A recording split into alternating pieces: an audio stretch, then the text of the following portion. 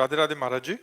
महाराज जी, मेरा सवाल है कि हम युवाओं को अपने कैरियर और व्यक्तित्व विकास दोनों का सामंजस्य कैसे बिठाना चाहिए? अपने विकास के प्रति आगे बढ़ना है। जब तक बच्चा अध्यात्म जीवन में नहीं होगा तब तक विनाश की ओर तो बढ़ सकते हो, विकास की ओर बढ़ना संभव नहीं।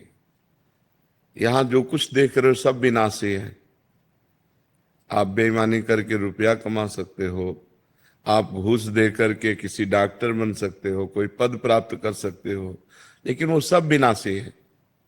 4 दिन बाद जब तुम्हारे प्राण छूट जाएंगे तो शरीर ही छूट जाएगा, पद छूट जाएगा, बैंक बैलेंस छूट जाएगा। तो इसको विकास हम कहें या विनाश कहें? विचार करके देखिए।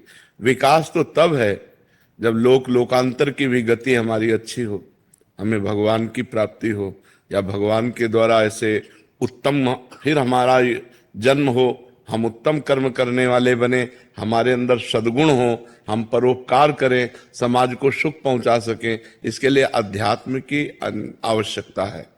हम अगर अध्यात्म से नहीं जुड़े, शास्त्रों के अनुसार नहीं चले, तो देखो कितना गंदा माहौल है नवयुवकों में।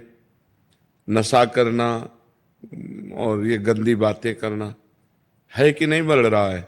कई कई लड़कियों से, कई कई लड़कों से ऐसे गंदे संबंध बनाना, ये सब क्या है? जो गर्लफ्रेंड बॉयफ्रेंड चल रहा है, ये सब क्या है? ये विनाश की तरफ है या विकास की तरफ है?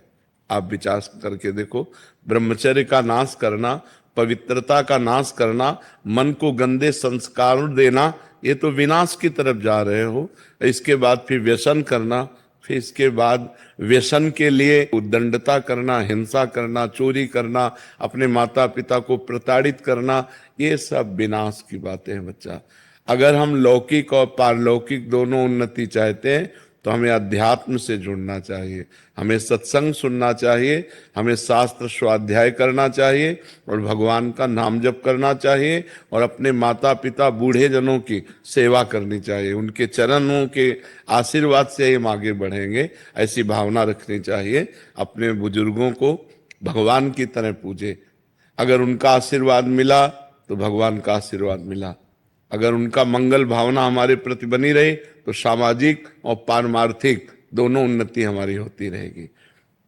हमारा नाम जप, शास्त्र स्वाध्याय, सत्संग और सेवा, ये हमारे जीवन को उठा देगी। और जिसके जीवन में ये नहीं है तो वो जीवन विनाश की तरफ बढ़ रहा है। भले वो अपने को समझ रहा है मैं विकास की तरफ जा रहा हूं, यहाँ विकास नहीं है, यहाँ विनाश है। अंत कब देखना होता है? परिणाम। बुद्धिमान जन परिणाम देखते हैं। जो मूर्ख होता है वो वर्तमान के सुख को देखता है, जो बुद्धिमान होता है वो भविष्य की बात सोचता है कि ये जो कार्य कर रहा हूं इसका परिणाम क्या होगा, इसका भविष्य क्या होगा। जो विवेकी है वो परिणाम देखता है।